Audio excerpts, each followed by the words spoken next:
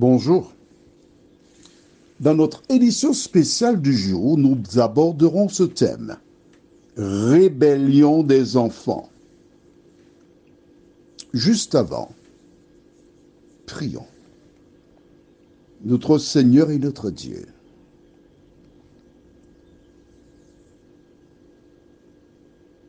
nous voici devant toi afin de puiser une fois de plus dans l'ouvrage que tu places à notre disposition, les matériaux qui nous permettront de construire une demeure sur le roc qui est Jésus. Saint-Esprit, notre consolateur, merci de nous éclairer. Nous t'avons prié au nom de Jésus et pour ta gloire éternelle. Amen. Selon cette vidéo, où une jeune fille adolescente est prête à battre sa mère. Sa chambre n'est pas rangée. Elle s'est fait désirable. Mais elle a un caractère, comme on dit aux Antilles, de porc. Alors je profite pour dire aux jeunes gens qui sont en âge de se marier, lorsque tu as l'occasion, débarque chez la fille pour voir comment est sa maison. Si tu vas sur un parc à cochon et tu es un cochon, tu peux rester. Mais si tu n'es pas un cochon, mon cher, prends la fuite. La fille est prête à battre sa mère. Ça m'amuse. Lorsque au mois de mai, plusieurs personnes écoutent cette chanson. J'aime beaucoup les chansons.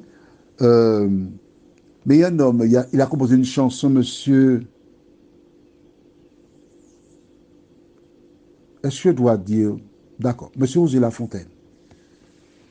Et pratiquement chaque année, on entend cette chanson qui dit « Bonjour maman, bonne fête maman, jodi, etc., etc. » Tu connais la chanson?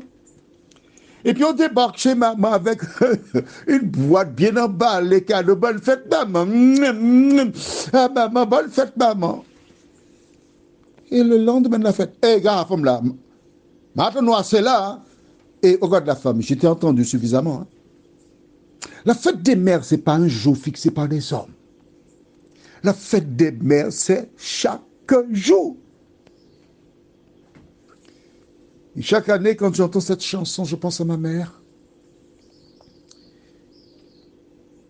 Partie le 15 juin 1977. Donc tu vois, il y a longtemps que je n'ai pas de maman.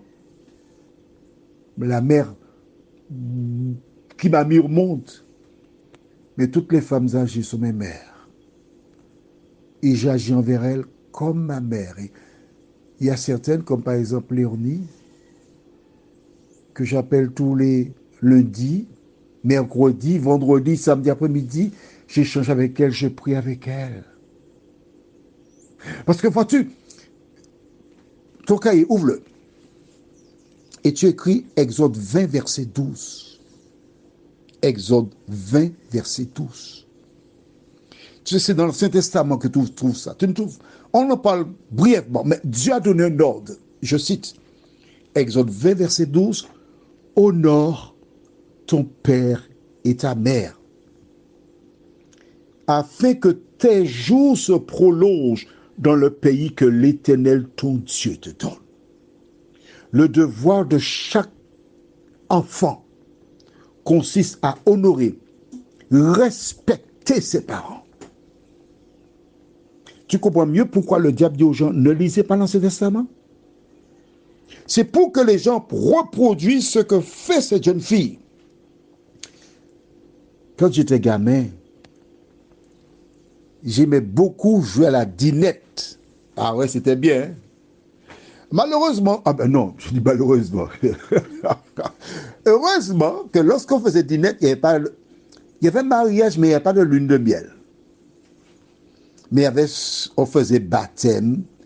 Et petits enfants allaient prenaient des gâteaux chez les mamans, il y avait du jus, puis on faisait vraiment, on reproduisait la vie. Et toutes les petites filles qui étaient là espéraient un jour avoir des enfants. Et plusieurs de celles qui m'entendent ce matin n'ont pas d'enfants. Plusieurs font des dépressions, d'autres font des traitements. Elles cherchent à avoir un enfant, mais n'en ont pas. Mais quand j'ai regardé cette vidéo, comment cet enfant maltraite sa mère, quand j'entends les différents faits divers où des enfants maltraitent leurs parents, battent leurs parents, je comprends mieux le verset que nous découvrons, qui se trouve au livre de Luc, chapitre 23, versets 26 à 29. On emmenait Jésus pour le crucifier. Je lis. Comme il l'emmenait, ils prirent un certain Simon de Cyrène, qui revenait des champs, et ils le chargèrent de la croix pour qu'il la porte derrière Jésus. Il était suivi d'une grande multitude des gens du peuple et de femmes qui se frappaient la poitrine et se lamentaient sur lui. Jésus se tourna vers elle et dit, « Fille de Jérusalem, ne pleurez pas sur moi, mais pleurez sur vous et sur vos enfants, car voici, des jours viendront où l'on dira, heureuses les stériles, heureuses les entrailles qui n'ont point enfanté, et les mamelles qui n'ont point allaité. » Je voudrais te dire, en ce jour, toi qui m'entends, que tu es une personne heureuse. Parce que tu notes bien que le Christ dit, des jours viendront, pas maintenant, non? Des jours viendront, l'avenir, où l'on dira, heureuses les stériles, heureuses les entrailles qui n'ont point enfanté, et les mamelles qui n'ont point allaité. Tu n'as pas d'enfant? Tu es une femme heureuse.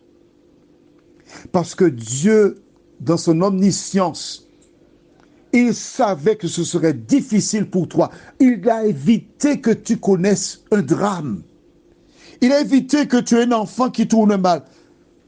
Attends, arrête. Tu me dis que tu as fait tous les efforts pour que l'enfant soit une bénédiction pour la société. Oui, je te crois. Je te crois. Je crois que tu aurais donné de l'amour à cet enfant. Je crois. Mais l'enfer est pavé de personnes qui sont, c'est une expression, qui ont de bonnes intentions. Mais celui qui connaît l'avenir, le présent, c'est l'Éternel. Alors, il n'a pas permis que tu aies un enfant. Tu ne sais pas pourquoi. Ne cherche pas à comprendre. Voici un autre élément que nous verrons dans le livre de 2 Timothée, chapitre 3, qui explique ce que nous venons de voir. Comment cette jeune fille s'est révoltée contre sa mère. Versets 1 et 2 déclarent, « Sache que dans les derniers jours, il y aura des temps difficiles. Car les hommes seront égoïstes, amis de l'argent, fanfarons, hautains, blasphémateurs, rebelles à leurs parents, ingrats, irréligieux. » C'est écrit dans la Bible. Ce que Paul a écrit, voilà des siècles, se réalise aujourd'hui sous nos yeux. Ce n'est pas une surprise. Maintenant, si tu ne lis pas la Bible, tu ne peux pas comprendre ça. Mais Dieu veut que tu comprennes ce qui se passe autour de toi. C'est pourquoi il a mis la Bible à ta disposition. Il sait que ce n'est pas évident pour toi qui ne la lis pas, qui ne sait pas comment ça fonctionne. Il t'a donné Jean-Claude ou Claudie qui, par le biais des audios et des éditions spéciales, t'explique la parole de Dieu, es-tu consciente ou conscient que la prophétie, c'est-à-dire ce que la Bible déclare, que cela se réalise? Mais es-tu aussi consciente ou conscient que le verset 1 commence par « Sache que dans les derniers jours », pas les dernières années, non, dans les derniers jours, nous sommes dans les derniers jours. Voilà pourquoi le diable incite les gens à commettre des actions contraires à la parole de Dieu. Prions. Notre Seigneur et notre Dieu, nous t'exaltons, nous te louerons, nous te rendons gloire et grâce pour tout ce que tu fais pour nous. Merci Seigneur pour le bonheur de te connaître. Merci Seigneur pour la parole qui nous montre comment l'ennemi travaille très tôt pour inciter les gens à faire le mal. Merci de nous aider à lire la Bible, Seigneur. Merci, Seigneur, de nous donner cette force pour éteindre le téléviseur et consacrer du temps pour lire cette parole qui nous sauve. Au nom de Jésus, pour ta gloire éternelle. Amen. Je te souhaite une bonne journée sur le regard de Dieu et que l'Éternel continue de te faire du bien.